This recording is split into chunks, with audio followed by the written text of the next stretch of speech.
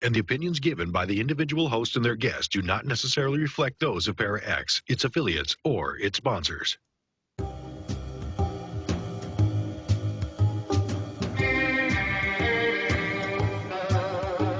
Step outside of your comfort zone.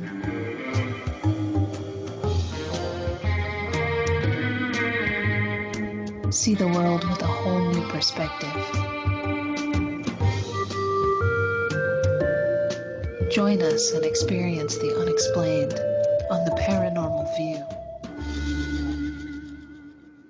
And welcome, everybody, right here to the Paranormal View on the Parax Radio Network. I want to thank everybody for taking time to drop by with us tonight on a Saturday night. I know usually a lot of people's busy on the weekends and they're out doing things, but I'm glad that you took the time to stop by with us.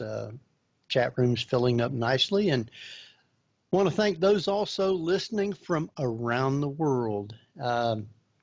Appreciate each and every one of you, and if you are listening from around the world and you want to come over, feel free to come over to para-x.com, click on the live chat button or chat now button, and you can get in with all these wonderful people, interact with them, and interact with us.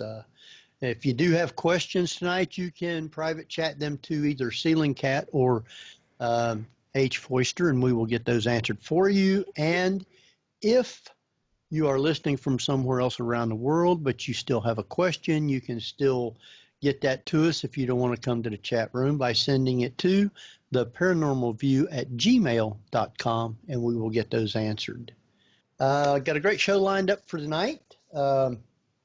Tonight, Jeff most likely will not be with us. If he is, it'll be later on during the show because Barbara can tell you where he's at. And we have Barbara with us tonight. Well, he's somewhere. I just don't know where. He's off filming. He's off filming. Yeah. Yep, that's where he's at. So we got a good show, and the book that we're going to be talking about tonight's got a lot in it. So we'll probably get started here pretty quick. I just want to remind everybody, if you want to go to the Gettysburg event with us this year, you need to make your arrangements for your hotels and stuff pretty soon because they're filling up, and it's for April the 13th and April the 14th. April the 13th on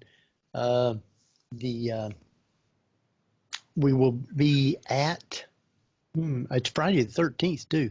So we're going to be doing an investigation at the Gettysburg Brew Works that night. And then on the 14th, we'll be doing the show live from Gettysburg Ghost something or other. What is it, Barbara? You remember? I should have wrote. Exchange? Yeah, Ghost Exchange. And then during the day on Saturday, we'll be out on the battlefield cruising around, doing different things. We're going to have a great time. So if you want to go, let us know and sign up for it. With that, we're going to let Barbara introduce our guest. I'm going to do that. Our guest tonight is a self-described semi-famous cult author who's written 14 nonfiction books covering history, biographies, the supernatural, historical true crime, and other bizarre subjects. His books cover incidents from nearly all of the United States. Last year, Indiana University Press published his books covering California in the Midwest, Creepy California, and Horror in the Heartland. A book coming out later this year will feature northern and New England states, and he's currently working on a book about the West. He's a senior lecturer in the Department of English at Eastern Kentucky University. Everybody please welcome Keven McQueen. Welcome, Keven. Hello, thank you.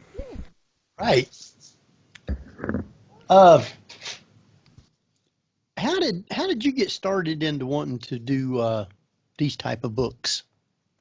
Well, these are subjects I've always been interested in ever since childhood.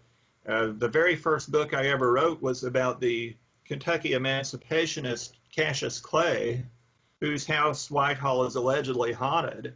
And that just sort of led to other books that more fully explored the idea of haunted houses, and for that matter, just history, because I really like history. American history or history in general? Oh, history in general, but especially American history. Okay. Yeah. It looks like you're you're well covered as far as research goes. Um, and I'm interested, is this mostly going through archive newspapers that you come up with your ideas for books? Mostly it is from old newspapers. I find they're gold mines of information. They're full of stories that have never really been explored, or they were famous once and then forgotten. And sometimes even more well-known stories. If you look through the old newspapers, you'll find information that has been left out of other accounts. And it's interesting too when you start looking at small town newspapers, and especially the older ones circa the early 1900s, how colorful the writing was. Oh, it's true. I've always considered the small town journalists, the 19th century journalists, to be the best class of writers that America ever produced. And if you go to the small town papers, you're always going to find information that the larger city papers overlook. So I always tell people, look at the local papers if you get a chance to. It's interesting because it looks like some of even the obituaries and just the straight news stories, always included these strange quotes from people, probably unverified facts that, today, like the Washington Post would, scream if somebody tried to include that in a news story, but it really expressed a lot of the atmosphere of the town at the time. Yeah, I think it does too. I always say old newspapers were some of your best sources for stories. And some of the background to it too. Oh yeah, yeah. You get all kinds of wonderful things. Yeah, things that the obituaries would never show. Yeah, and you always find information too that you're not really looking for, just old advertisements and things like that, which you can end up using in other books. Mm-hmm. Oh yeah. Henry? Yeah. No, I'm just listening. Oh, because I don't want to hog the conversation here, but A whole lot tonight.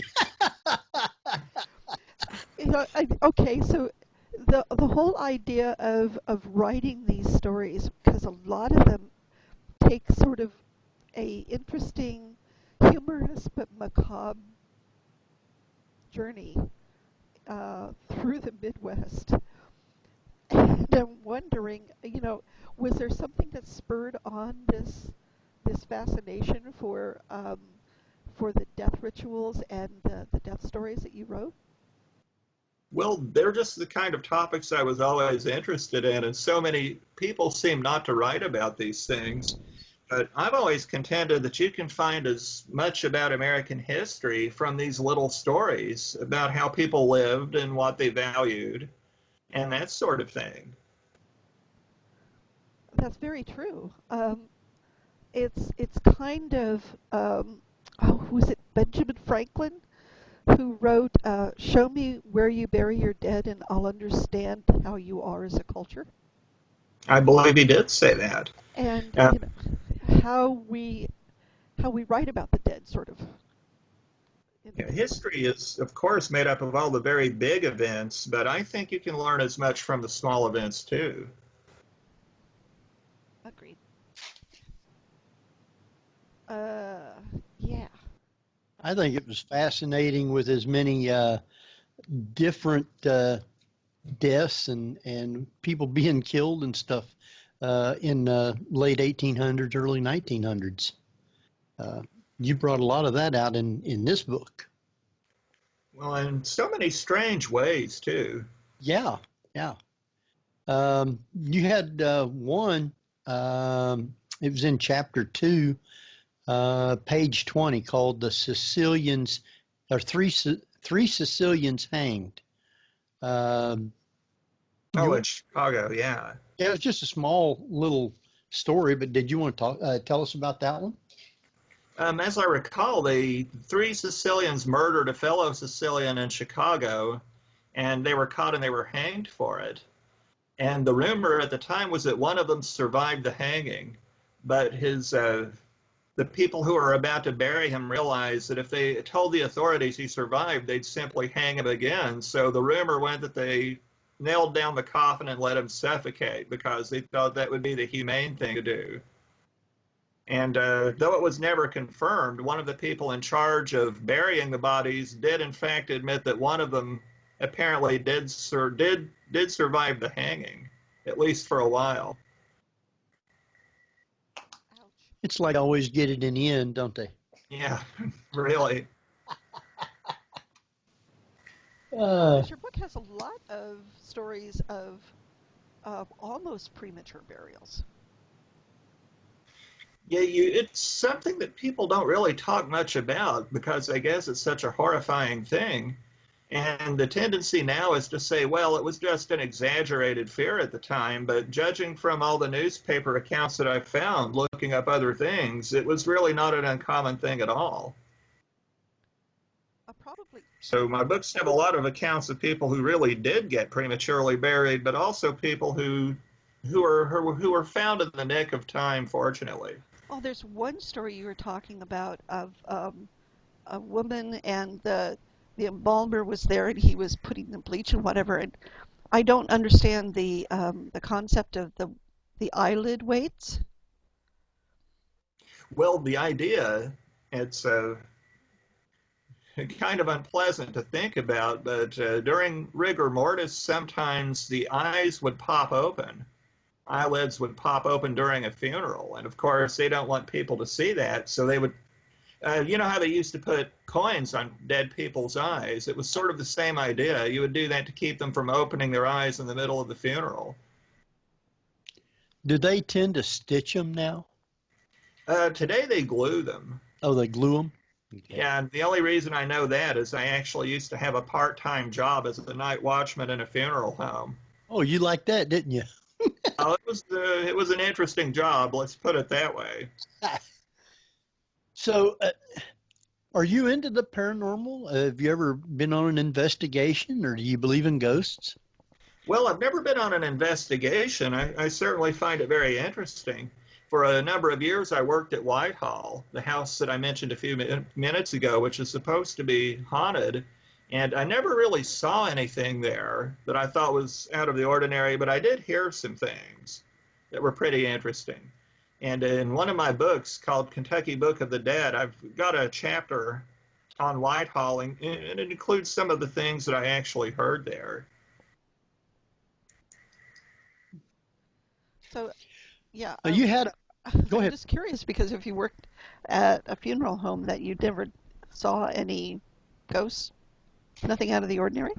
No, it was a very quiet place, and it would have been a great place where you would expect to see one. It wasn't a modern type of funeral home. It was an old mansion that had been converted into a funeral home.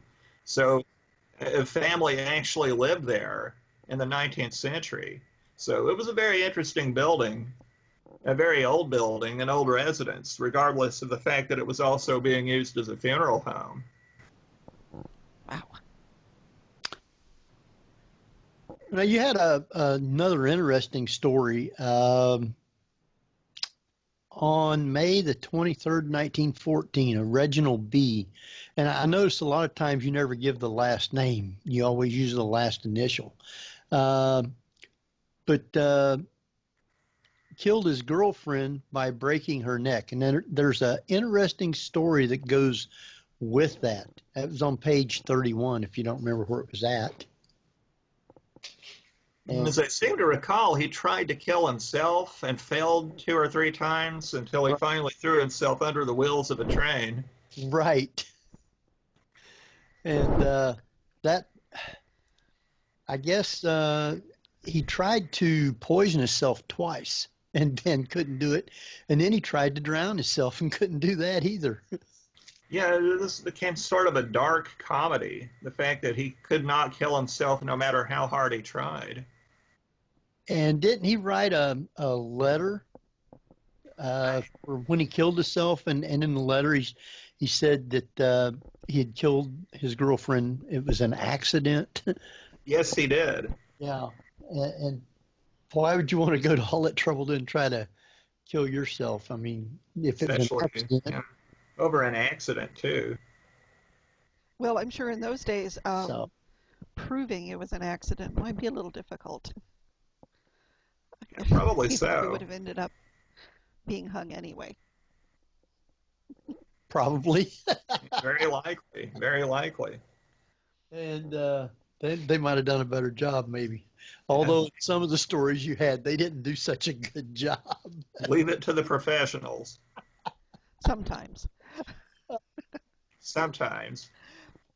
How long did it take you to research back in the different old newspapers and stuff to find these kind of stories?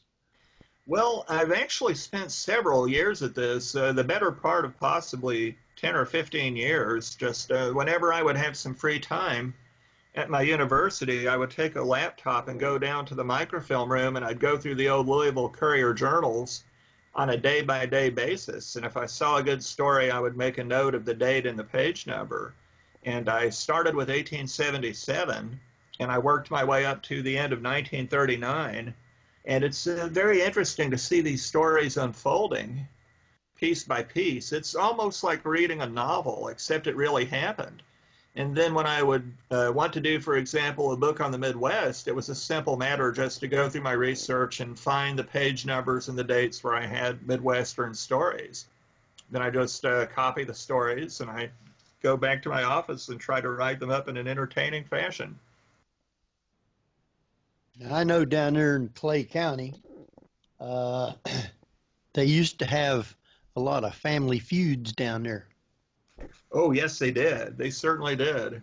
And I was told, if I went down through there, not to tell people I was a foister. I wonder what they would do.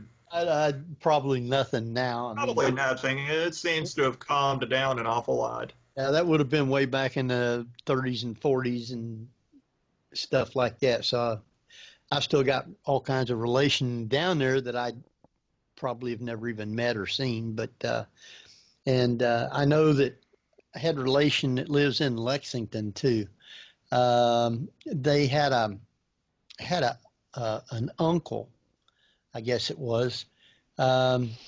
He had a son. They named him, and he had another son, and he went to put his name on the birth certificate. Instead of spelling it Foister, he spelled it Foster. So you got brothers with two different names. Foster or Foister.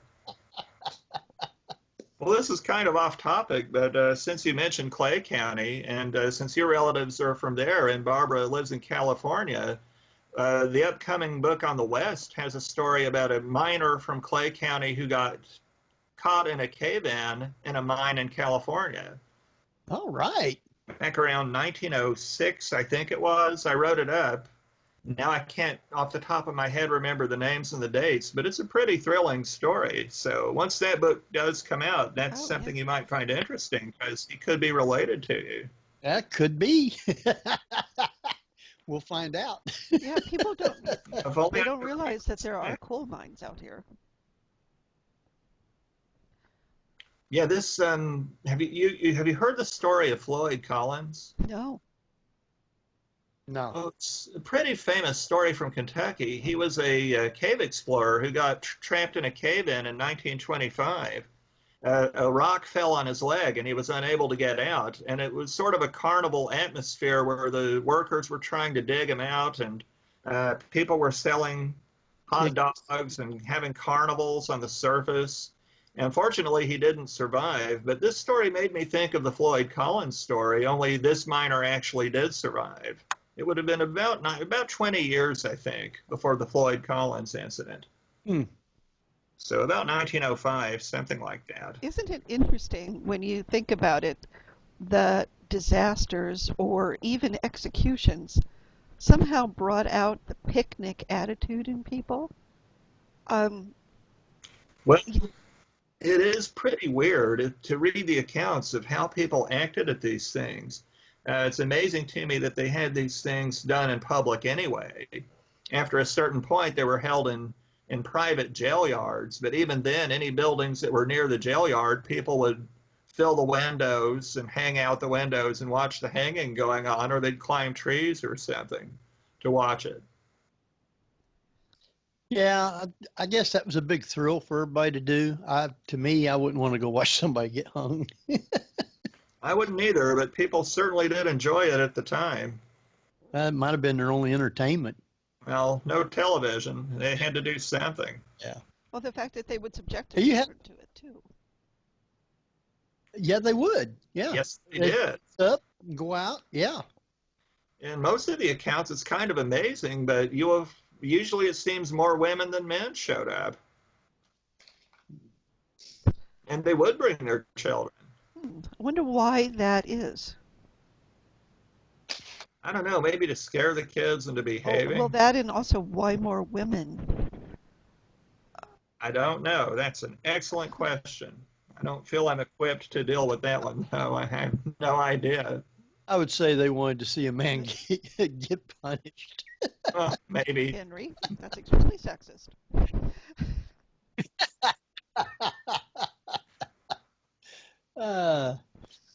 You had a little short one I thought was kind of interesting.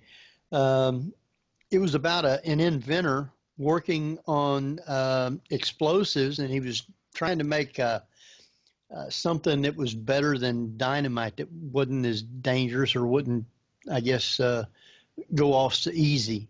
Anyway, I guess the next thing you heard was a big explosion and in his laboratory, and it decapitated him. And to put it gently, he failed. Yeah. But it's, even though you have the deaths, you have a little story kind of that goes along with these, which makes it pretty interesting. Well, they're dark little tales, and of course they're true, but I find if you are careful about it, you can describe these things in a way that's actually, I don't know that you'd say funny, but entertaining anyway. It sort of takes the edge off the darkness if you can describe things in a way that's a bit light or humorous. Well, it's kind of the MASH approach, which is if you don't have a sense of humor, a graveside humor, so to speak, it can be really dark and depressing. That's true. That's a good way to put it. You have the most unusual items in here, too, which I find really fascinating because I've never seen anybody else discuss it, and that is in your Wisconsin death trip. You have statisticians' reports from the Board of Health collecting quotations made on death certificates. Yeah, back in the days of, that was about 1916, if I recall correctly, but all the country doctors would fill out death certificates and then mail them to the state capitol. And apparently some of the doctors describe things in a rather humorous, not intentionally humorous, but in a kind of roundabout, strange way. And somebody collected those, and I found an old article in which there was a list of them, and I thought, well, that would be perfect for the book. And you also had a lot of funny little sayings that was on tombstones, too. Yeah, I've collected those ever since childhood. I've always been fascinated by the idea that the last thing you're ever going to say is on a gravestone, and some people take the opportunity to say something amusing or strange. When you have a quote, though, from a death certificate that's died suddenly, nothing serious. You know. You have to wonder what that means. I assume the doctor meant died suddenly, but I don't know, not a serious disease, and yet the person died of it, so it seems like it would be serious. Unintentional humor. Or deceased died from blood poison caused by a broken ankle, which is remarkable as the automobile struck him between the lamp and the radiator. What could it possibly mean? Huh?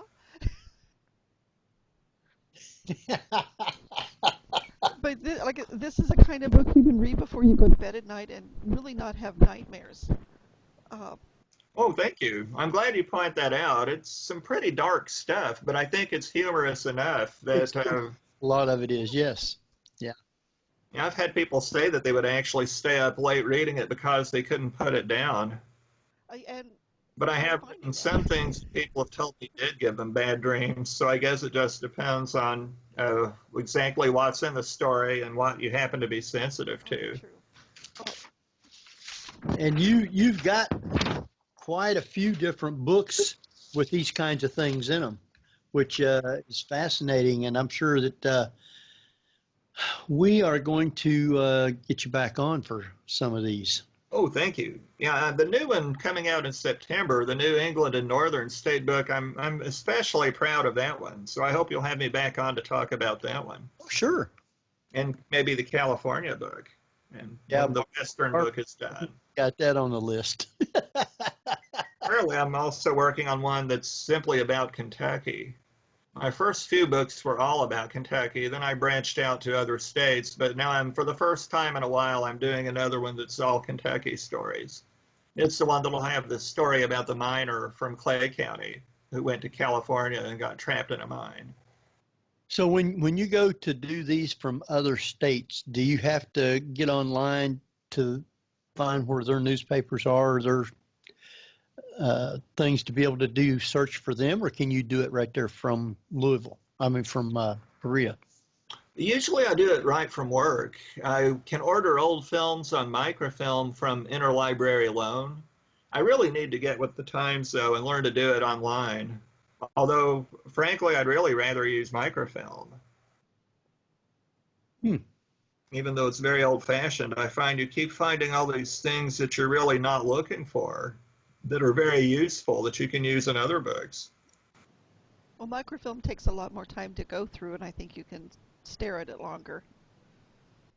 Yeah, I think so. Using internet newspapers is fine if you know just exactly what you're looking for, but for the side items, the things you're not really looking for, it doesn't seem to be very good.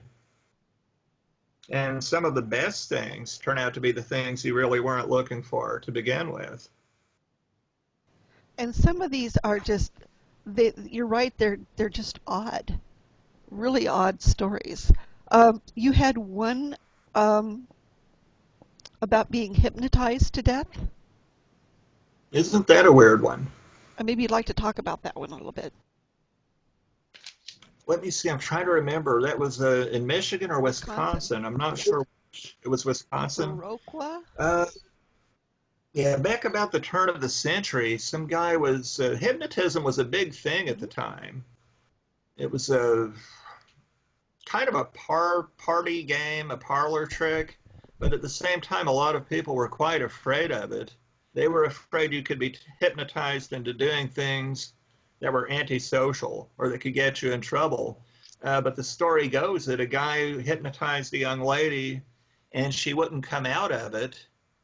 And she seemed to be dead, and he slipped out of town, and she was just about to be buried when one of her friends at the graveside broke down crying and said she's not really dead, and they didn't bury her. But as the story ended, they were not able to bring her out of the trance. And there were no follow-up stories, so I actually don't know what happened. I don't know if she ever came out of it. I don't know if the hypnotist ever returned. All in all, it was a very strange story without really an ending. The hypnotism is, I don't know. I haven't seen it done. Barbara, do you know much about it? Yeah, but normally it's harder to keep somebody in a hypnotic state than it is to bring them out of it. So I bet you anything she was drugged. Oh, that's a very good theory. A very good theory. That would explain a lot. Yeah, in those days it was called mesmerizing, and it was really big, and that's what brought Rasputin out as well. About the same time, too, 1912. Yeah, right around that time. And now that you mention it, I remember reading that sometimes hypnotists at the time would slip drugs into their subjects because, of course, it would put them in a trance and make them very suggestible. So they would use drugs surreptitiously as a means of making their hypnotism act a little bit better. Well, and maybe he slipped her a drug and she just didn't come out of it. Yeah, she overdosed. It's, that's a good theory. That's a very good theory. Maybe that's what happened. And it's interesting because it's mystery, and it's the same as going through and looking at some headstone uh, epitaphs. Is you don't know the background and you never know the ending. That's true. I think that's another reason I've always been interested in epitaphs, is sometimes you'll get a little hint of a story and you really would love to know the story. And I think that's how I actually got interested in newspaper research in the first place, is you would see a story hinted at in a tombstone, and if you had the death date and you could find a newspaper for that week or that time, you could get the full story. And then you'd know what really happened. It's kind of like being a detective in a way, a historical detective. Very much so. Because you can't go back and interview any of the participants, really. True. Unfortunately, so many newspapers didn't survive, especially small town papers, and some stories are just simply will never be known. Yeah. That's very true. You don't stop and think about all the small town newspapers. They may have kept copies for archives, but the paper degraded a long time ago. And nobody's microfiche. One good thing, one little trick I've discovered, though, is if you know the date something happened or the approximate date, even if the small town paper no longer exists, it might have been reported in other papers in nearby towns. So if something happened near Detroit and you can't find that small town paper, you get a Detroit paper for that period, and often they'll remark on what's happening in the smaller towns around them. So if you're really patient and you spend some time on it, you very often can find these mysterious little stories. That's good to know. Yep. Sure is. So I wonder if, like, especially in some of the rural areas, if a small town newspaper reported it, and then a bunch of the other little towns around it would report it at the same time. Usually they did. So never give up just because the local paper doesn't have it. Some paper nearby might have the story, especially if it's something kind of grim and shocking like a murder. Wow. I think it's just about time to take a break, Barbara. Okay. Shall we? So you want to take us I'll out? do that. Folks, tonight you're listening to the Paranormal View here on the ParaX Radio Network with our very special guest author, Keven McQueen, and we will be right back after a few messages. Hi, I am John Zaffis, and you are listening to Paranormal View on the ParaX Radio Network. Whether you're listening at home, at work, or anywhere, thanks for making ParaX part of your day. Your source for everything paranormal, ParaX. And welcome back, everybody, right here to the Paranormal View on the ParaX Radio Network. I want to thank everybody for taking the time to be with us. I know chat room's got quite a few people. If you got questions, feel free to private chat them to either Henry Foister or Ceiling Cat, and we will get those answered for you. And if you're listening from around the world, you can also send us questions by sending it to theparanormalview@gmail.com and just put attention question. That's good. Don't need attention, just question. And speaking of people from around the world, Barbara, are you back? Where do we have listeners tonight? They're listening in from the United States, Australia, Canada, the United Kingdom, Germany, and Mexico. And all right. Vietnam checked in for a little bit. Well, good. They're everywhere. Wow. All right. Got a great guest tonight. Want to welcome back Keven McQueen. Hello, I'm back. Thank you. All right. And lots of good topics and stories in this book. And the book is called Horror in the Heartland. So we they, there was some that they're longer stories, so they have a real good story to it. And if you don't remember it, I'll give you the page number if you want to kind of skim through it so you can talk about it. I thought it was a fascinating little story because I was glued the whole time trying to figure out who was doing it. But the story's called Poor Jessie is Driven to Her Grave. And that's on page 37. So while you're kind of like glancing through that, Barbara, you got anything? Well, they're his stories, but I put his website in the chat room. Please go there because if you think the book is humorous, his website is hysterical. And that is kevenmcqueenstories.com. And that's Keven McQueenstories.com. It's an absolutely wonderful website. Well, thank you for pointing that out. I appreciate it. Also, the spelling of my name. People look for Kevin McQueen, and they end up finding, somebody else entirely different.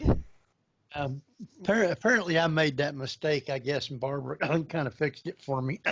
Well, I have to always tell my students on the first day of class that if they email me, remember the name spelling, or I simply won't get their mail. And even then, people forget, so. Well, I had it in front of me and still typed it wrong. That's what makes it so bad. Well, sometimes I type it wrong. Well, I mean, I appreciate your sense of humor, especially in a really macabre subject, and your infrequently asked questions is on the website is just hysterical. And is liquid floor wax an invention of Satan? I think you could have expounded on that a little bit more. I've completely forgotten all about that. I haven't seen it in so long, I don't even remember writing that. I'll have to go back and look it up myself now. Yeah, I'll have to ask you a few more questions and send them to you. Okay, sure. I'll answer them if I can. Okay.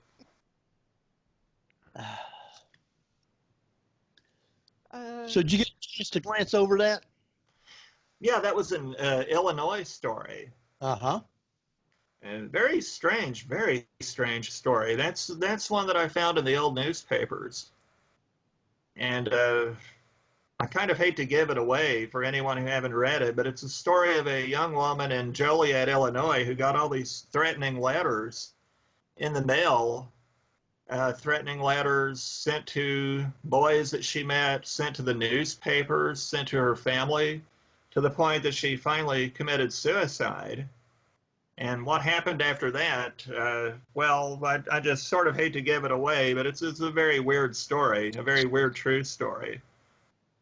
Yeah, but and the whole time I was reading, I was trying to figure out, who is it that's actually doing this?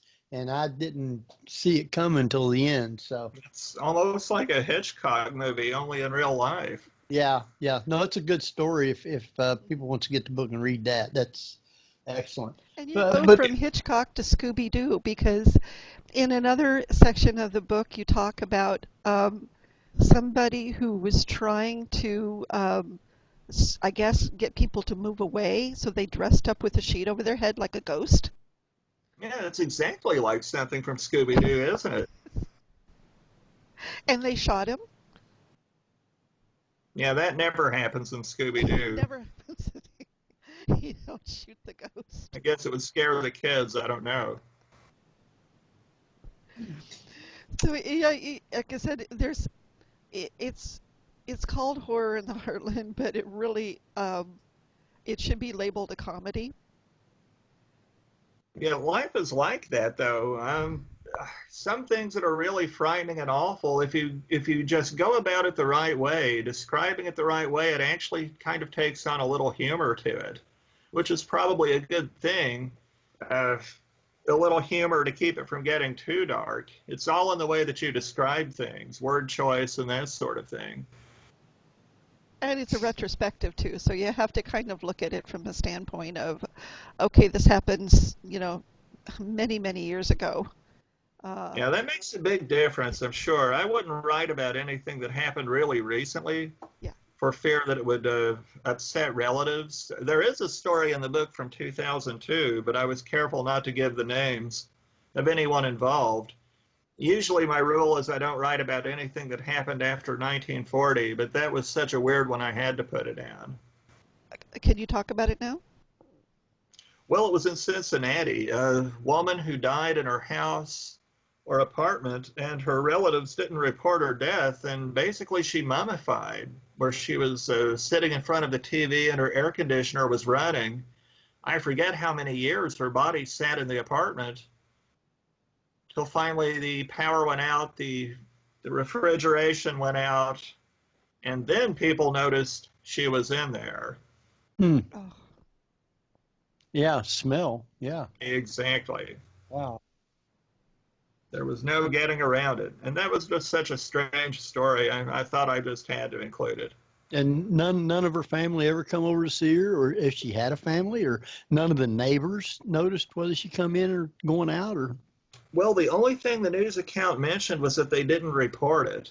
So Yeah. I guess they had to know. They just didn't talk about it.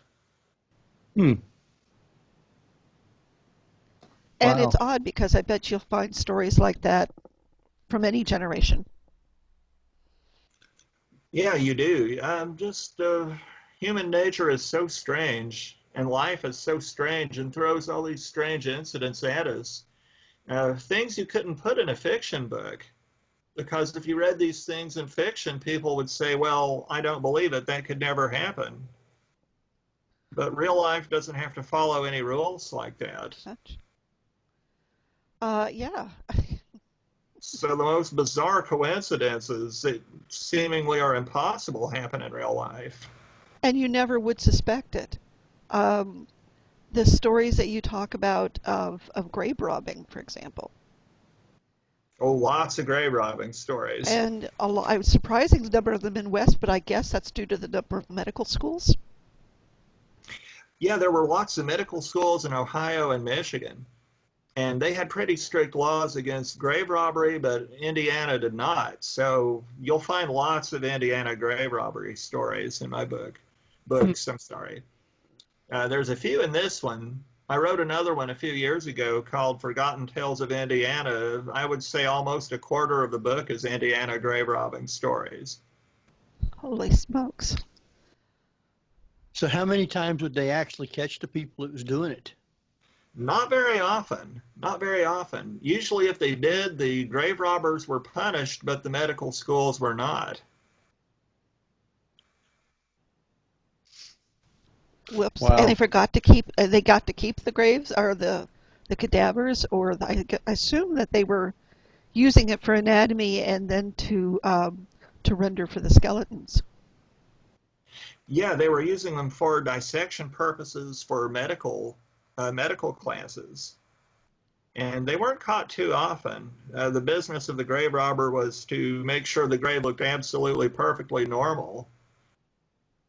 And of course, usually it wasn't until somebody dug up a relative to move their body for some reason that they would open the coffin and find it empty. And I guess the concept of what was used in I guess New England and England, the mort safes, wasn't a common practice in the Midwest. Oh, was this a The sort of cage that goes over the grave? Oh, I see. I haven't found any American cases of that happening, but I have heard of people burying bodies of relatives in concrete and scrap iron. And in the Horror in the Heartland, there's a pretty funny story about a inventor who had actually invented a little cannon or gun that you would hide in a coffin. And if any grave robbers tried to open it, they'd get a face full of buckshot. Whoa. Booby trapping classmates. And I do know, yeah, they would It's not very easy to describe, but a little tiny gun called a needle gun would be attached to the inner lid of the coffin and then attached to the body. So if you tried to move the body, you'd get shot at. Huh.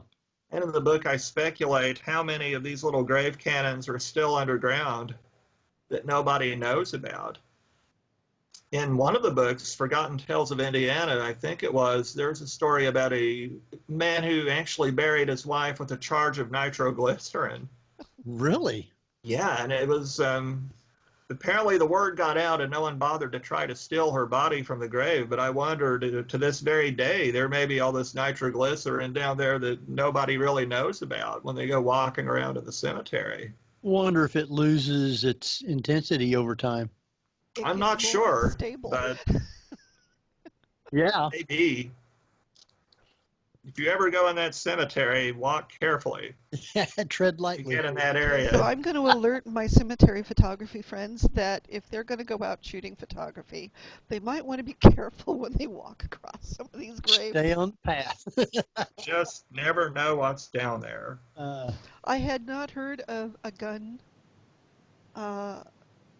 trap in a coffin. That is just amazing. I can only assume they weren't very widespread. I only found one case in which someone actually opened it and actually got fired at. Of course, there may be many examples out there that I never found, but I do know it happened at least once. That practice pretty much stopped. I know that they put some people put cement slabs over their graves for the very same purpose for body snatchers. What a lot of families used to do is they would simply hire somebody, or they do it themselves. They would just simply camp out near the grave with weapons. And after staying there a couple weeks, the body spoils to the point that no one's going to try to steal it. And you mentioned a story of two grave guarders, and I guess that somebody had hired them, and another group hired another group, and they ended up shooting each other. Oh, yeah. They didn't know about each other, so they came to the logical conclusion that each group was there to steal the body, and they fired on each other. Huh. I didn't see that one. I think that was in Indiana, too. Indiana seems to be the place where most of the grave robbery stories took place because it was such an industry there. So So- I have a question from the chat room, and she wants to know which cemetery had the nitro in it because she doesn't want to go there. Off the top of my head, I'm not sure. It's in the book Forgotten Tales of Indiana. There you go, Tina. So you need to buy the book. If she wants to email me, I'll try and find it and tell her about it. She lives in Indiana. That's what she was wanting to know. Oh, I see. If only I could remember the name of the town, but off the top of my head, I'm not sure. I've written 14 books, and with hundreds of stories in them, and I simply have a hard time remembering details sometimes. Well, you had one in here. There was a woman, Lucy W., died in Kokomo on September 1st, 1901, after fleeing herself down a flight of stairs and then starving herself. She had tired of life at the age 122. Yeah, I guess she was kind of done, huh? I guess so. So she tried to throw herself downstairs and couldn't kill her, and then she starved herself. Yeah, I can't help but think there may be more to the story than we know about, but that was all that the papers were telling. But on the other hand, you also tell stories. Some of them are quite sad, and the one of the 14-year-old boy who went off in a lightning storm and shot himself because he just simply had enough. And it makes you kind of wonder. I know that kids were a lot different back then. They were a lot more grown up in a lot of ways. Yeah, there are some stories like that where you just never find out the full story, and it's something of a mystery. I don't know, maybe it's better that way. Sometimes it's better not to know the whole thing. But you can't help but wonder what inspired him to do that. So is there one story that you just, it's kind of like your Moby Dick, your whale that you have to try to hunt down and find the answers to? Oh, quite a few. But, you just try and you try, and you just finally reach the point where you realize no matter what, you're just never going to get the full story.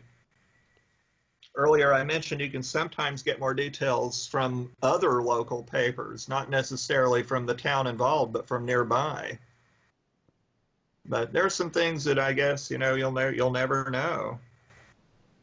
So is there one story that has affected you more than the others? Nothing I can think of off the top of my head. There's a lot of them where I really wish I could have met the people involved. Some of them are quite colorful. Yes, they are.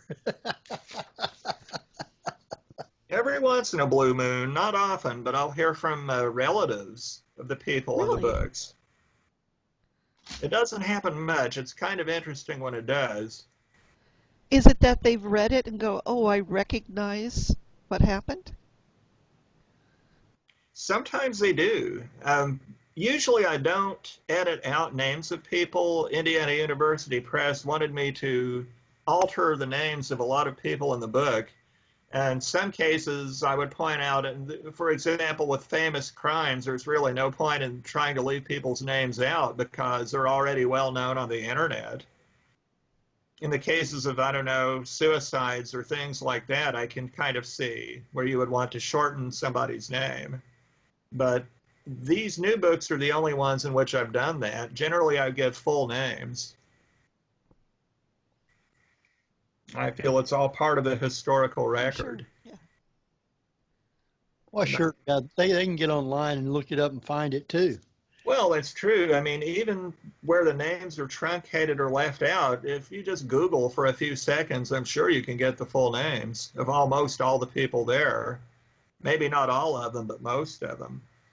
And I find most people really are not offended if you write something about their ancestors, even if they did something really horrible. They almost seem to be proud of it sometimes. You had one that was really interesting, and it's unsolved. It was a woman in the furnace, and that was on page 63. Oh, yeah. That was a real interesting story. Yeah, that was an Illinois story. Yeah. That was a strange one. There's lots of possible logical answers, but nothing that really fully covers all the circumstances. It wasn't too much that they was able to prove either, because once you tell about what happened to the woman to start with, now I don't see how that happened. How could you do that to yourself? And it just really unbelievable. I mean, what happened to her? Well, her name was Elfrida Knack, and they found her. She had been burned in a furnace in a courthouse basement or a police department basement. Off the top of my head, I'm not quite sure, but she did survive, at least for a week or two. Yeah. And the theory was that she actually put herself in there, which seems pretty absurd. And then the theory became that one of the local policemen did it, but they were never really able to prove it. And so it's sort of a mystery to this day. Yeah, they Very strange story. They went through a lot of different scenarios and people, and I think she had also left a note, but all her hair was burned off, her face was burned, her arms were all burned, her feet and legs were burned. Said even burned some toes off too, and she was standing up beside the furnace when they come and found her. Yeah, when they found her, she was out of the furnace. Yeah. So nothing really makes much sense there. There's a lot of theories you could come up with, but none of them really seem to cover all the circumstances. Yeah, she would have had to climb into the furnace and then climb back out again? And climb back out. Well, I don't know if she got all the way in or if she just had the door open and stuck her limbs and head in. And Yeah, one at a time. But still, I mean, when you get close to a hot fire, you're going to back off. I mean, unless somebody's throwing you or holding you in. I mean, you're going to get out of it. And they weren't even sure how she got in the basement in the first place because it was locked up. Yeah. And they asked her if she did it to herself, and she'd say yes. And then they'd ask her again, and she'd say no. Yeah. Sometimes she'd say he did it. Sometimes she'd say they did it. Right. And nobody really knows. Right, because she was in and out of consciousness.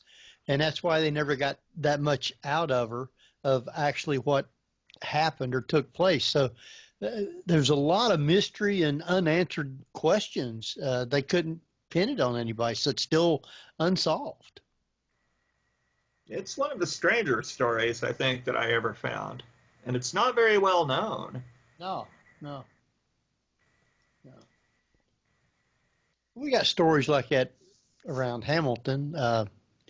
I grew up with some people that had lived down the street from me, and I used to go down there and babysit, kind of. I mean, a couple of them was younger, and I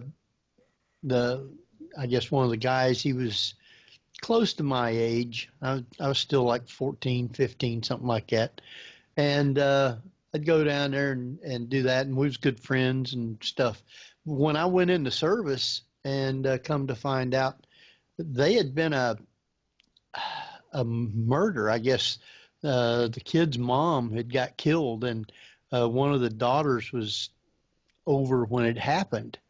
But she said that it was this other guy who did the killing, and he ended up going to prison. She didn't get anything out of it, but it was a love triangle between her mom, and this other guy. Oh. Yeah. And so, and I knew him, so, but I was in the service and come back and find that happened. Wow, that's scary like that. So this was at Hamilton, Ohio? Uh-huh. That was back in the 70s, probably. I would say in the mid 70s, maybe. Well, there's a really good book about Cincinnati crimes called Queen City Gothic. I think the author was J.T. Townsend, and then he did a sequel, but I don't think he did that story. And maybe he should do that in one of his in a future book. Yeah, it's a good story. But that's one of those weird murder things, and Hamilton's got its share of those type of things. Just about every community does, and the larger the community, the more you get. Yeah, sure does. And So, speaking of weird murders, you have a story in here that is just so bizarre, and that is a collector of heads. Oh, yeah. That's another one that you would think would be really famous, and yet it isn't. no, I've never heard this story before. and I had it here on my list, a collection of heads and worse. Yeah. Well, that's a good example of how the things you find when you go through the newspapers. That was one where it just unfolded a little at a time. Then he dropped out of the headlines, and then he came back in the headlines a few years later. And because I had everything in a document, I was able to do a word search. I thought his name sounded familiar, and I found out, oh yeah, this was the guy who got in trouble for having a trunk full of skulls a few years before he was arrested down in Mississippi. Yeah, I guess he had lived in a house and sold the house, and the people that moved in found the trunk with a skull. A trunk full of skulls and didn't take it with him. Yeah, and so they traced it back to him. Yeah. And he was already in jail for robbing a grave, so it's not like he'd never done it before. Well, they didn't get him for killing the people, just grave robbing, right? Yeah, the original trunk full of skulls, they never really found out how he got those, but probably grave robbery. Then when he got out of jail, it was at Michigan? I think it was Michigan. Yeah. He went back, he went down south to Mississippi, and then he got in real trouble for murdering an entire family. In fact, he cut pieces off one of them and apparently had tried to eat the pieces. Oh, lovely. So, yeah, he ended up getting hanged for that, and I couldn't help but compare him with Ed Gein, because here you have a Midwestern grave-robbing, murdering cannibal from about 30 years before Ed Gein. Who pretty much wasn't doing this for selling these to in like hospitals and medical schools. Yeah, apparently he was just collecting body parts and heads for the fun of it. Gotta love these people. Yeah. Yeah. And it's interesting because around this time would have been H.H. Holmes. Yeah, that would have been, oh, let's see. H.H. Holmes, I think, he was hanged in 1896, Yeah. if I recall correctly. A little bit. And the guy we're talking about here, Coiner, I think it was Jerry Coiner, he was around in the 1920s. I think he was hanged in around 1935, something like that. Yeah. Tina put in the chat room, trunk or treat. Oh, that's what I wish I'd called it. Too late now, but that would have been a great title. Yeah. And the fact that children found the trunk to begin with and were using them as toys. Isn't it amazing how often in these stories kids find bodies and skulls and things? It makes it's like a good Wow. beginning of a good movie. Yeah, it does. It's like a really, really bad joke, only it's true. Oh yeah. The more you get into these stories, the deeper you go, and the more you don't want to put the book down. Thank you. I appreciate it. And I keep telling people this. It may sound like it's an terribly scary, awful book, but it isn't. These are very human stories, and there is a touch of humor to it. And I don't think anybody will be kept awake at night, but. Thanks. Well, I try to strike that balance between scary and funny. I figure if you can make something that's scary and funny at the same time, then you've really done something. Well, you had another one, and once you start reading these, I don't know, 2 or 3 page stories, they get interesting, and you have to read the whole thing, without putting it down to find out what's going on. It was one called Bad Advice from the Spirit World, and that was on page 45. Yeah, that was another one I found by going through the old papers and was very surprised to find that the story was almost unknown. I don't see why that's not more well known than it is. But you hear a lot of different stories kind of like that. She married somebody and he ended up dying, and she collected a insurance policy, and then somebody else died. She had an insurance policy on, got that, and then she married again. And he died and got money on that, and then brother-in-law and 2 or 3 or 4 children. Right, and she was getting possibly a neighbor. Yeah. It just took them forever to finally catch her. Yeah, which was interesting. There was I guess it was a big trial. She kept saying that she didn't do anything, and they kept saying they found, like arsenic, I guess it was, in the bloodstreams or in the bodies. But then some of the different types of medicine, because all these kids were sick before, and she was mixing medicine to give to them. And so the doctor issued medicine for them, and they were saying, well, the medicine the doctor issued had some in it, or a low dose or whatever, but if they had this, that could change the composition. And so they was having a hard time proving that she actually did it to an extent. But it ended up a good story. Thank you. Well, they kind of had a point there, because a lot of patent medicine at the time actually had traces of arsenic and dangerous things, and embalming fluid had arsenic in it. And finally they were able to prove, though, that the poison in their bodies it was just so much of it that there's no way it came from a little patent medicine or even embalming fluid. Yeah. She ended up getting hung, I believe, didn't she? I believe they gave her a life sentence, but she died of cancer only a couple years after she was sentenced. So it was a short life sentence. Right. And then again, you have the story of somebody going to a soda fountain shop and asking for a drink and somehow getting served formaldehyde. I know. I mean, how in the world does that happen? That was in Kansas, and the bottle wasn't even labeled formaldehyde. It was labeled Hunyadi water, mineral water, which was a popular mineral water at the time. So somebody mislabeled it very badly. Extremely.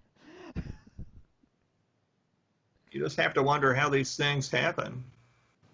I mean, it's not like there wasn't quality control in those days, but makes you wonder if there was something else nefarious happening. Well, there was a similar story in the book about during the famous anarchist riots in Chicago, how a bunch of anarchists broke into a drugstore, or well, not really a drugstore, was it? It was a liquor store, and they took a bottle of something that they thought was whiskey, and they passed it around, and it turned out to be oh shucks, some kind of acid, and they drank it. Sure enough. That'll hurt. Oh yeah, yes it did. Bad, I mean. Yeah. I think I made the joke in the book that even if you're an anarchist, you really should read the labels on bottles anyway.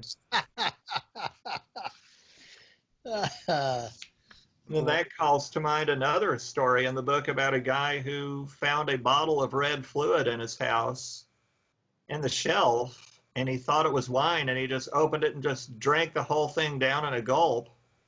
And it turned out to be not wine, but embalming fluid. Oh. I thought that was a pretty horrifying thing. They used to embalm people at home instead of in funeral parlors. And recently, his wife's cousin, if I recall correctly, had been embalmed in the house, and the funeral director left a bottle behind. Okay. Now, this is kind of morbid, but I'm going to ask anyway. To embalm somebody, you would basically remove their blood and add the embalming fluid. Or at least that's, yeah. Yes. So they would. That's how they do it now, and that's how they did it then too. They would just attach a needle, put it in the vein, and then draw the blood out, and then pump the fluid back in. All that usually the living room table, right? Yeah. You see, yeah, there's why I don't live in the past. I'm glad I lived, yeah. Yeah. It's nice to be nostalgic, but when you read about all the old diseases and things, you're kind of glad that you're actually here. Well, yeah, we take it for granted, but we don't live in a day when there are body snatchers and things like this happening that we're aware of. Yeah, that's true. Huh. Well, Barbara, I think it's about time for us to take our last break. Folks, you're listening to the Paranormal View here on the ParaX Radio Network with our very special guest, author Keven McQueen, author of Horror in the Heartland. And we will be right back after a few messages. ParaX Radio, programming for the open mind. And welcome back, everybody, right here to the Paranormal View on the ParaX Radio Network. Want to thank you for taking the time to be with us tonight, those in the chat room and those listening from around the world. We appreciate each and every one of you. Tonight, I got with us Barbara Duncan. I'm still here. And Jeff is not with us tonight. He's on a film shoot, so hopefully he'll be back with us next week. And I want to welcome back our guest, excuse me, Keven McQueen with his book Horror in the Heartland. And Hello, I'm still here. that stuff's still getting down in my throat and making me cough. So anyway, we're glad to have you. Got still lots to talk about and a great book. So we're going to let you tell everybody a little bit later where they can go about getting all these books. Okay. And but there's you've got a whole lot of them in here that that's really good. You had one that was on page 145. It was called "It's Hammer Time," and Oh, yeah. that's a cute little story. Well, that's another one that for some reason isn't that well known. I try not to write about stories that have already been done a million times because I really don't feel I can add anything new to them. But this was an Ohio story, and it was about a woman named Velma West back in the 1920s who killed her husband with a hammer because he didn't want to let her go play a bridge game. That's justifiable.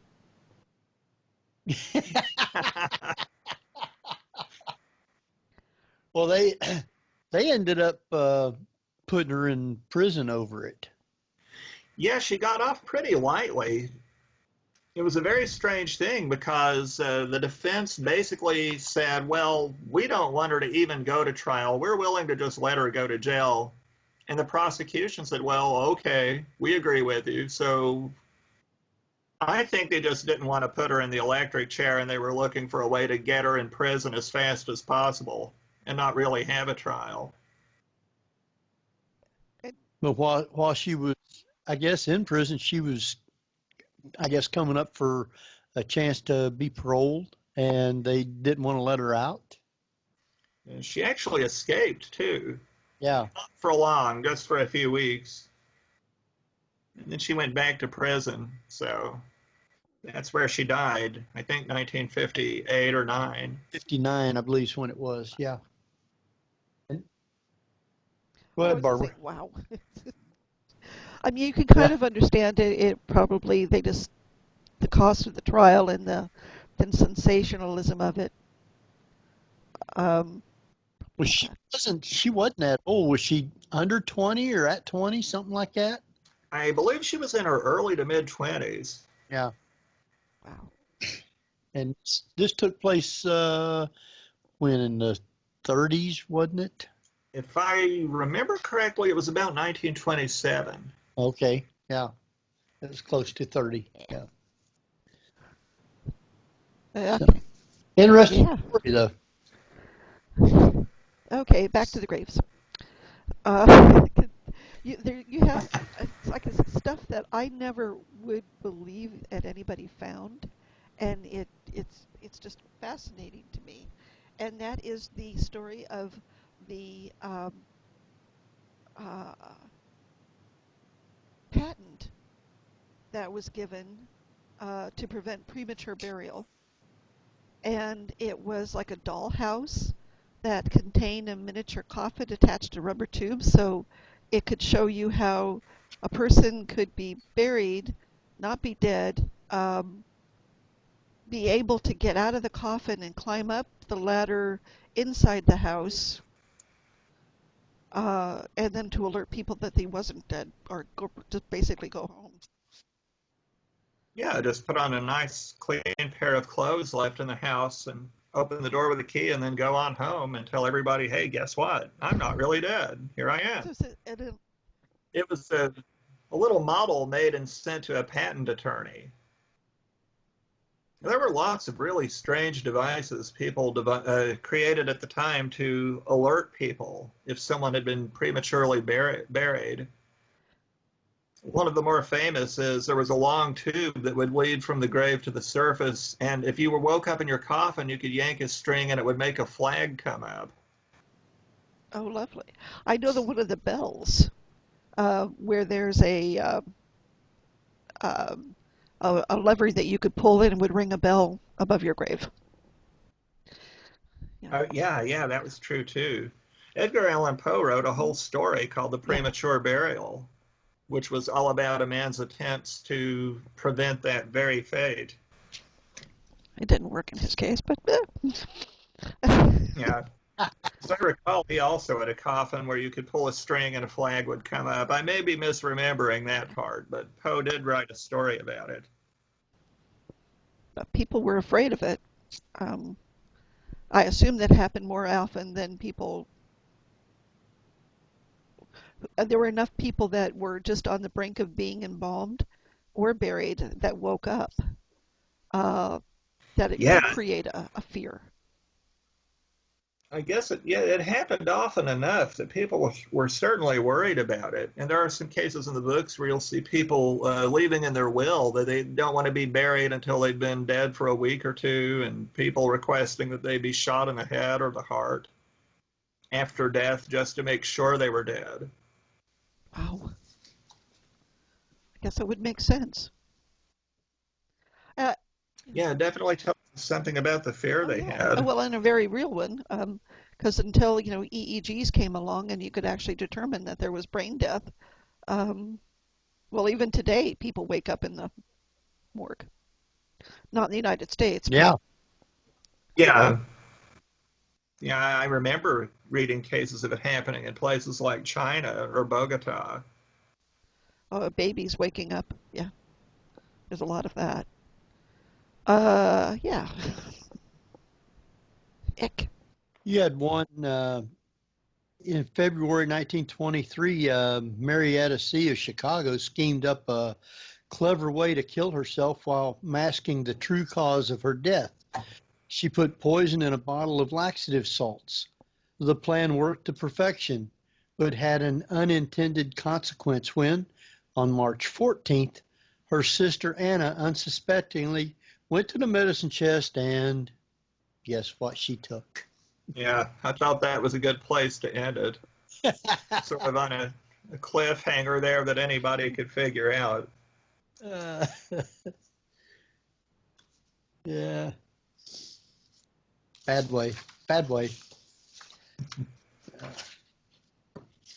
But that, yeah. I have never thought that I could be in a situation where I'd want to do myself in. Yeah, me either, but it's amazing the creativity some people have shown. A different time period too. Yeah. Well, yeah, And there was one that you talked about in Michigan of a person trying to hold their breath. Uh, Yeah, which you would think wouldn't work, but apparently at least once it did. I'm trying to figure that one out. How she could hold her breath so long as to actually die from that, because normally when you pass out, you start breathing again. Yeah, I couldn't figure that out either, and the newspapers really weren't any help there. So, yeah. Like I said, you keep going through these stories, folks, and you go chapter after chapter, and it's like, now what?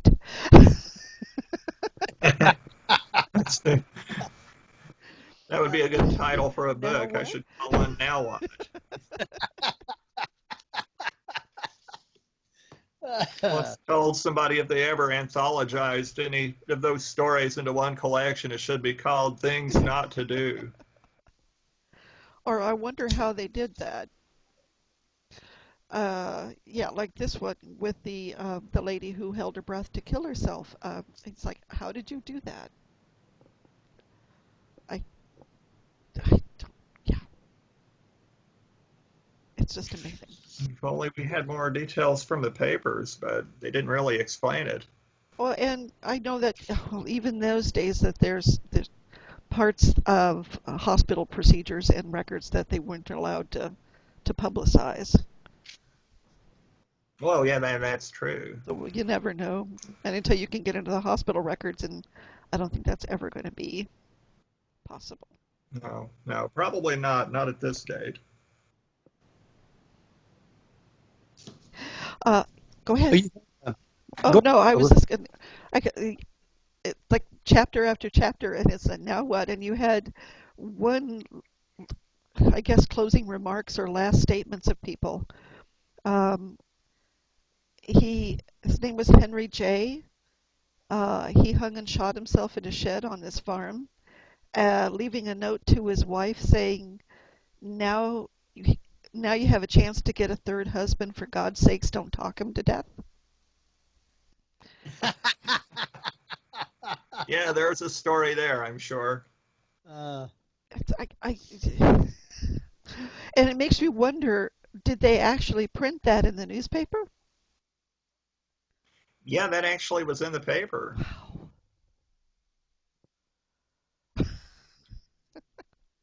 You had another unsolved murder case too, called the Mad Butcher of Kingsbury Run, and that was Yeah, on page 126.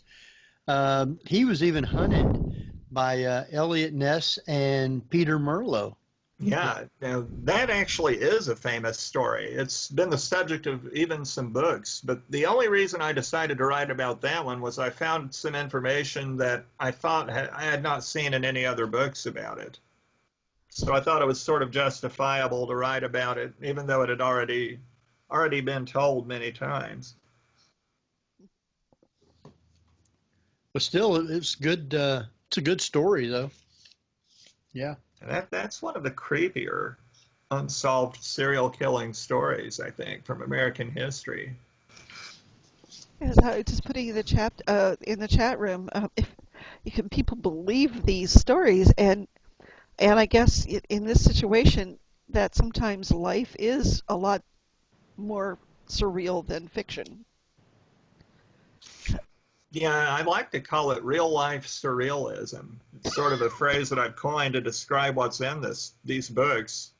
I can't think of a better way to describe it. It's very strange and surreal and seemingly impossible, or at least improbable, and yet these are things that actually did happen, proving that real life can be much stranger than Yeah. fiction.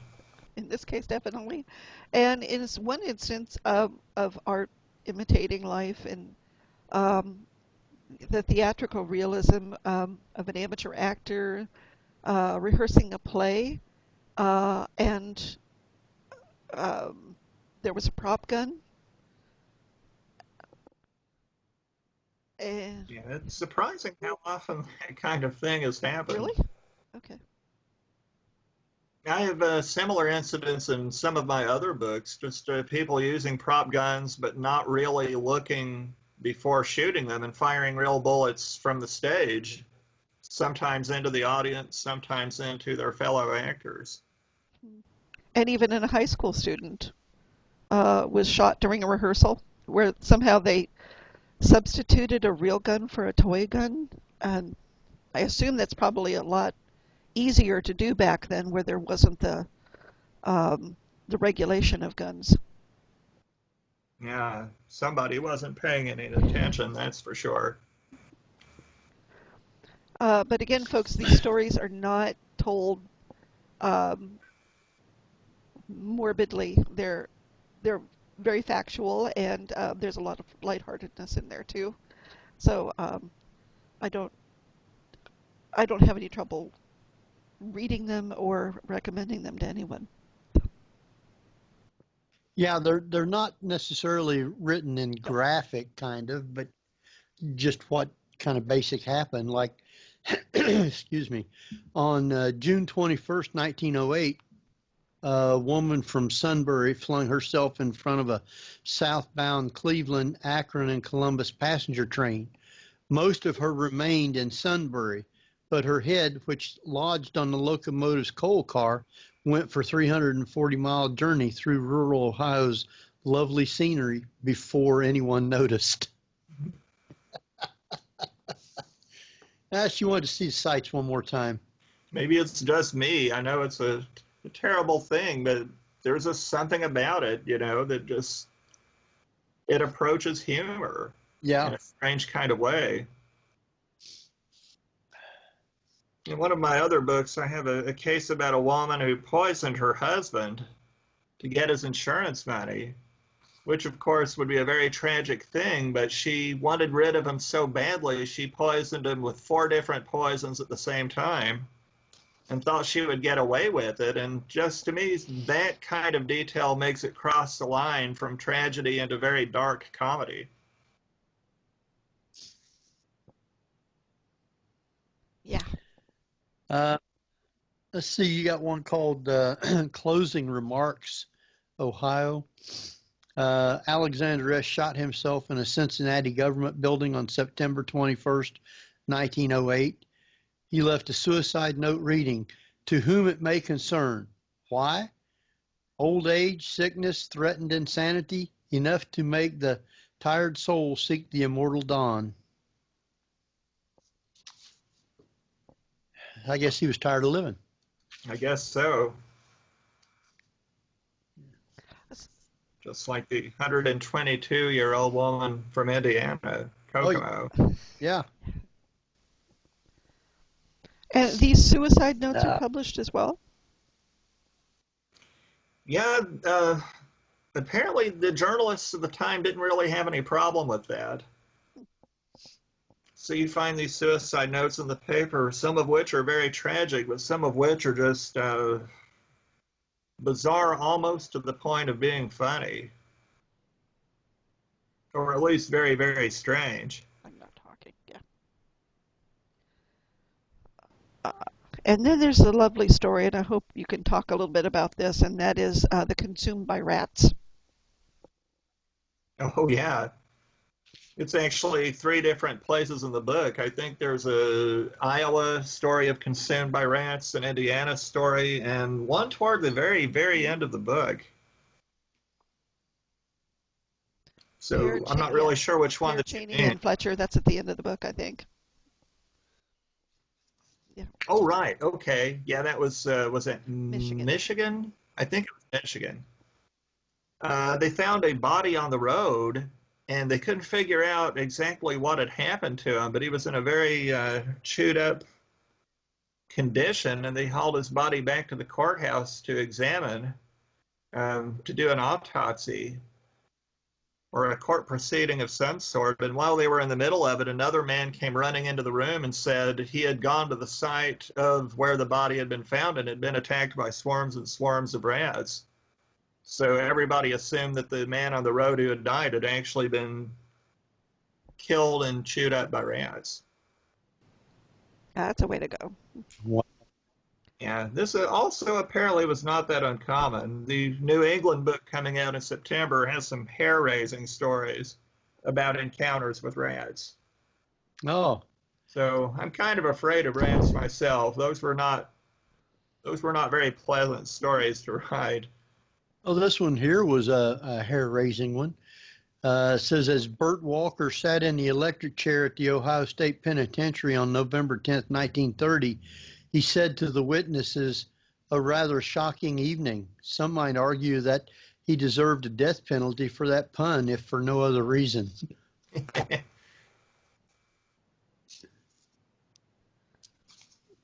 People say all sorts of crazy things, don't they?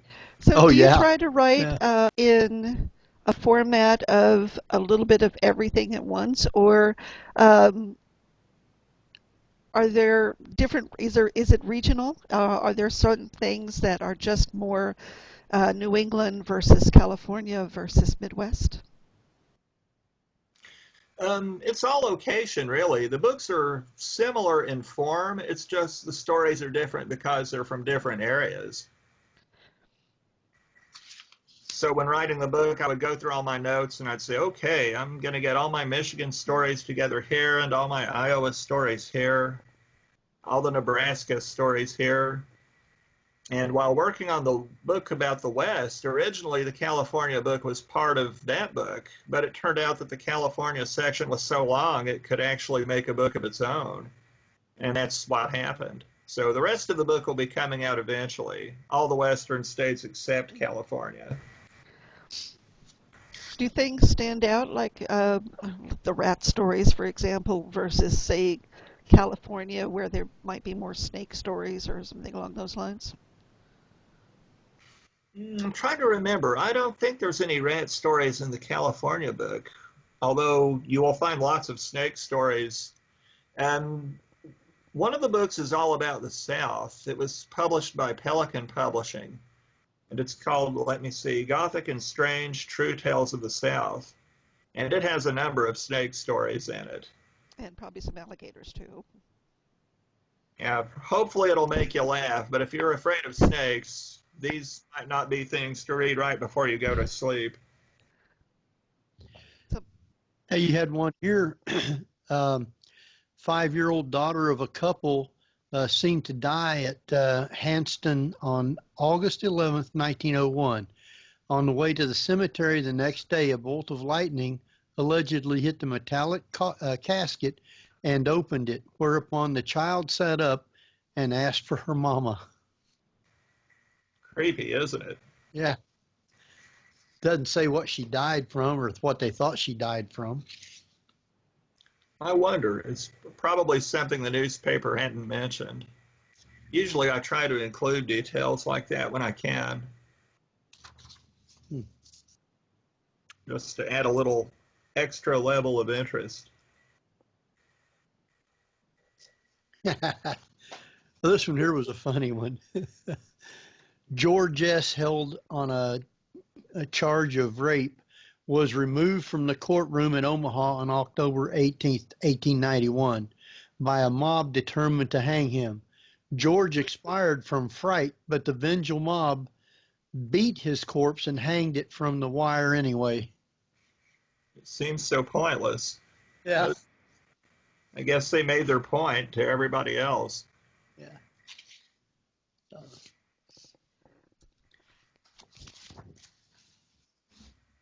You had another one which was an interesting story.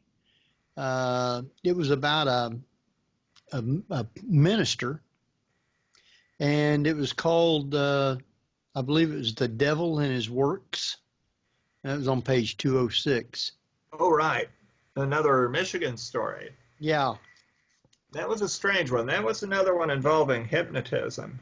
Right. And it ended up, I guess, it's a real good story. They need to read it. It was another one with a sort of Hitchcockian twist to it. Right. Yeah. And it had, I guess he was a pastor at 3 different churches around close to each other in 3 different cities, I guess. And it ended up to where something happened, and you have to read it because it is a mystery. I'm not going to tell it to people, but it's a real interesting story. Yeah, that was another one that just somehow never got much attention. Yeah. It was so strange you'd think that it would. The New York Times actually covered part of it at the time. Tina says, I live in Indiana, and yes, Michigan definitely has issues. One story that really got me, and that is in which Benny gazes up at himself. Because I had not heard of this either. How about that? I thought that one was kind of a good way to end the book because it was so way out there that there was simply no way to top it. I'm not even sure how to summarize that. I'm trying to figure out. There's So weird. Weird stuff. So it's kind of a horror film. It's kind of a decapitation story. It is almost, yeah, it was like a cult. And it's another one that was never really officially solved, too. It's like, and it never, I don't ever recall seeing these. And it really, folks, you got to read the story because it is really out there. The crime scene is just like maddening.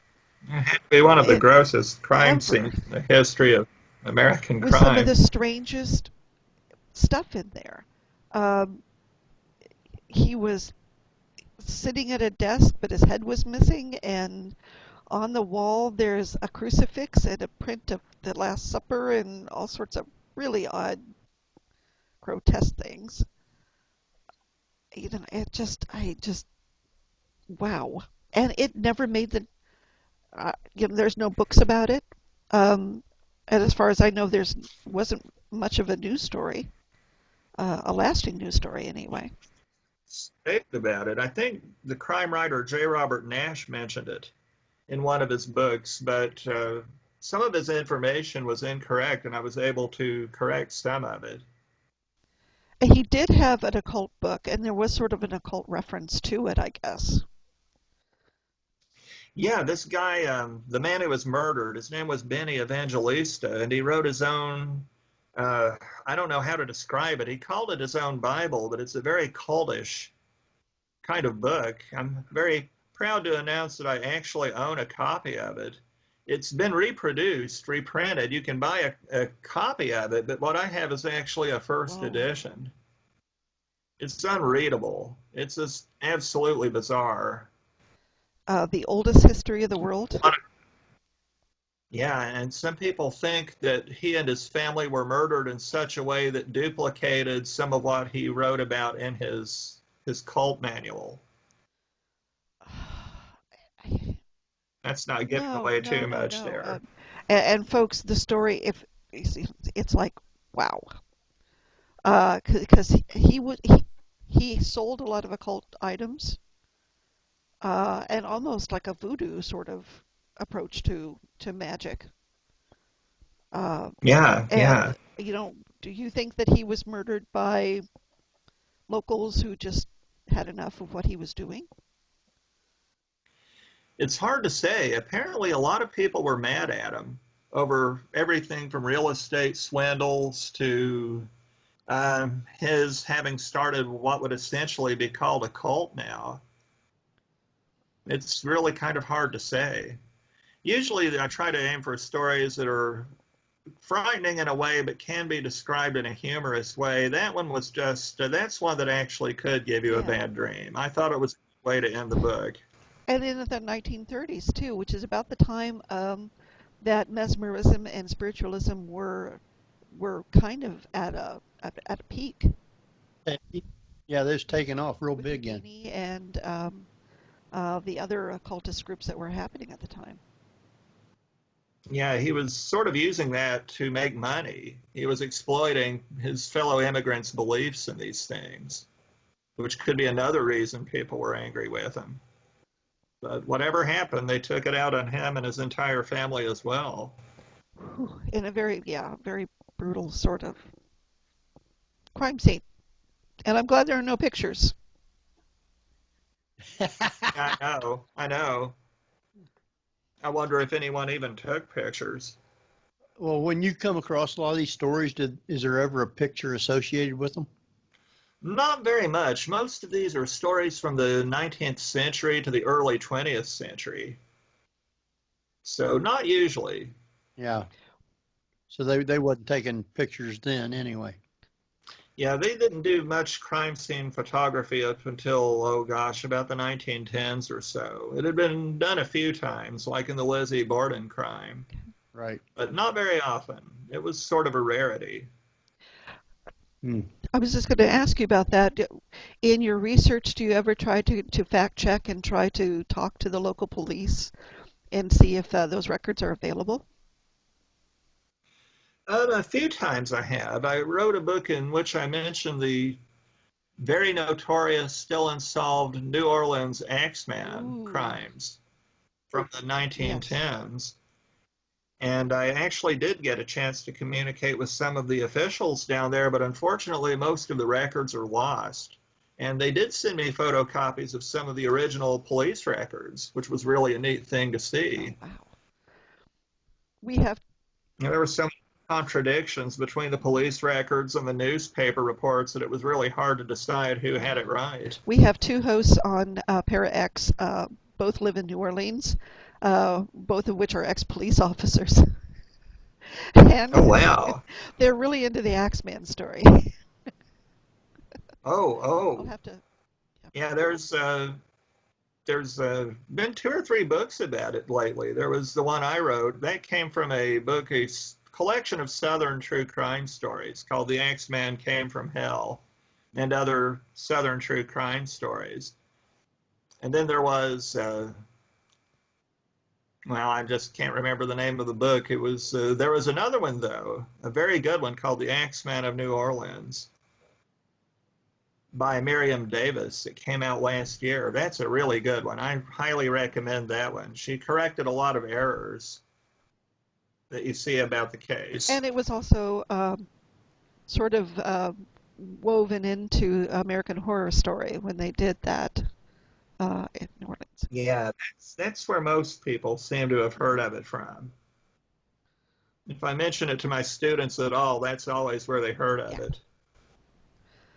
Instead of Eola was part of Herbert Asbury's French Quarter, Yes, yes. but nobody reads those books. Yeah, too He bad. wrote some really good His books. book on the Barbary Coast was really, really good. Yeah, I still have it and still look at that book quite often because the Barbary Coast was wild. I think he wrote The Gangs of New York, He did, didn't he? and yeah, Which made the Martin Scorsese and he movie. wrote one on Chicago. Yes, yes, he did, but I don't remember the title of And he that wrote one. one called Sucker's Progress, which is about the history of gambling in the United States. I think he wrote most of his in the 1920s. Fascinating stories. Fascinating stories. But it's interesting that to be able to go back to police records, because I don't know what the statute of limitations is for some of the stories, to be able to see if there are crime photos or police reports. It seems to vary from community to community. It's really hard to find original reports, even original crime scene photos. A lot of detectives, when they retired, they would actually take the photos and the files and keep them as souvenirs, and so they'd get scattered. So that includes like crime scene evidence. Yeah, yeah, especially photos. Well, didn't somebody actually take some of Lizzie Borden's items as well? I don't think so. I think those are actually, most of those are still in a museum now, I think, in Fall River, Yeah. In Massachusetts. Villisca, the crime scene was pretty much Oh, yeah, Iowa. picked clean by locals going in and grabbing things. Yeah, they would do that.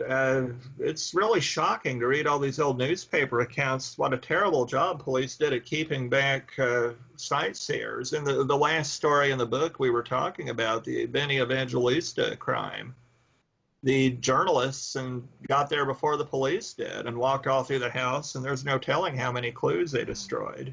Of course, in those days, forensic evidence wasn't as good as it is today. I mean, you weren't going to get DNA evidence.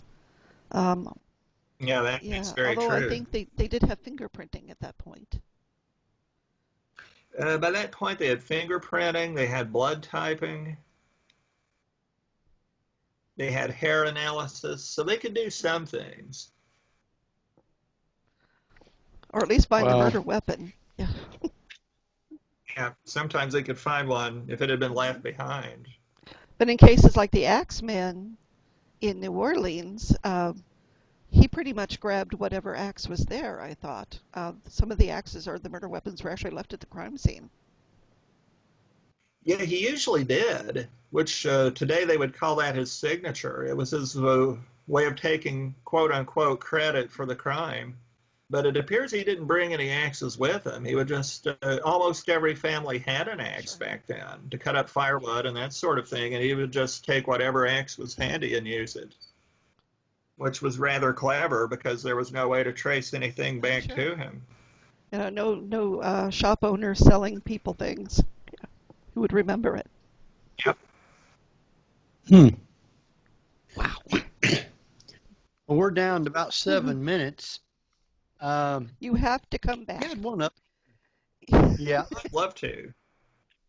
We got one other one here before we jump off. It was called Jean Paul Dutch Ovens His Wife. How's that for a pun? Yeah. If you don't know what it means, Google it. But the reason I was able to get away with that was that he actually did cremate his wife's remains in a Dutch oven. Yep. And I said to myself, I'm never going to get a chance to use a pun like that again. I better use it. Well, he killed quite a few people, though. At least 6, it appears. Yeah. And before they actually found evidence and was able to pin the murders on him. So. Yeah, he went to jail for a little bit, and then he just simply walked away, and they never found him. They never found him. Yep. So he killed 6, walked away, and Maybe a lot more than 6. yep, it was murder and escape. How did he just walk away? I mean, oh, I remember what the story said. He was already in prison or in jail, and I guess he was outside and asked the guard if he could, take a stroll outside the Yeah, gate, and walked that's away. exactly what happened. And It's one of those things that's really dark, and yet at the same time, it's just really kind of funny that they actually let this man accused of 6 murders go for a stroll outside the prison gate.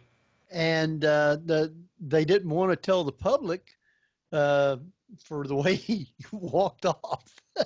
Because it was embarrassing. Yeah. So they waited about 3 days, and then they finally told the public, this guy who killed possibly 6 people, he's on the loose. Yeah, and they never did find him. No, as I did some research, I tried to find more about him. He probably changed his name and moved away somewhere, and there's no telling. Interesting, no. Great book. Do not Google that. Oh. Do not. You may be better off not knowing what it Yeah. means. I couldn't help myself. Life rarely gives you a chance like that. Yeah. All right. We Well, have we got people in the chat room saying it's not 2 hours. Certainly not 2 hours. This went by way too fast. Well, I'll be glad to come back. I've had a great time. Well, we appreciate that. That's what Thank we you. like to do is just have a good time and fun, and people enjoy it. 2 hours goes by real quick on our show. It does not seem like it's been 2 hours. I know, isn't that surprising? Well, especially Yeah, when it's the like- stories are this good and the topic is amazing. And I have to say, I've never thoroughly enjoyed a book more than reading horror. Wow, thank you. That's a wonderful compliment. Thank you so much. So when does your new book come out? Should be in September. And It's scheduled for September. is that the creepy California one? That one's already out. That one's already out. Yeah, the New England book, Northern State book should be out in September, and maybe possibly the Western book. That one needs just a little more material, so I'm not positive. If it doesn't come out this year, it should be out next year, and I hope the Kentucky book is out next year. Well, there's two books we want to get you back for then: Creepy California and Louisville Murder and Mayhem. Oh, Yeah. thank you. Yeah, that's actually one of my favorites of mine. I think that one's pretty good. Yeah. I'll stay in contact with you, and we'll set something up toward May, June, something like that, Okay. and go from there. Then we'll get you back in the fall when the other one comes out. Great. I'd love to. Thank you. We like to have good guests come back. I certainly do appreciate it. But yeah, we had a good time. The people in the chat room thoroughly enjoyed it. Great. I hope I hear from them. Okay, Tina said she wants to know the name of your book again. It is called Horror in the Heartland. So If you happen to live in Indiana, I've got 2 or 3 other books about Indiana that are already out, have been out for a few years. And those are called? One is called, I can never remember the name of it. Strange Tales of Crime and Murder from Southern Indiana is one of them. One of them is Forgotten Tales of Indiana. Indiana. Yeah, I think it's actually one of my best ones. And then there's, you mentioned Murder and Mayhem in Louisville. There's also a Murder and Mayhem in Indiana. Yeah. So with that, we're down to like 2 minutes. So if you want to tell everybody where your websites are, how they can follow you on Facebook, and how they can get your books, feel free to go right ahead and do that. Okay, well, I'm actually, I have two pages on Facebook. One is Keven D. McQueen, which is just weird comedy. And the other is Keven McQueen, which is the author site. My website which mentioned before was kevenmcqueenstories.com. But remember, my name is spelled Keven.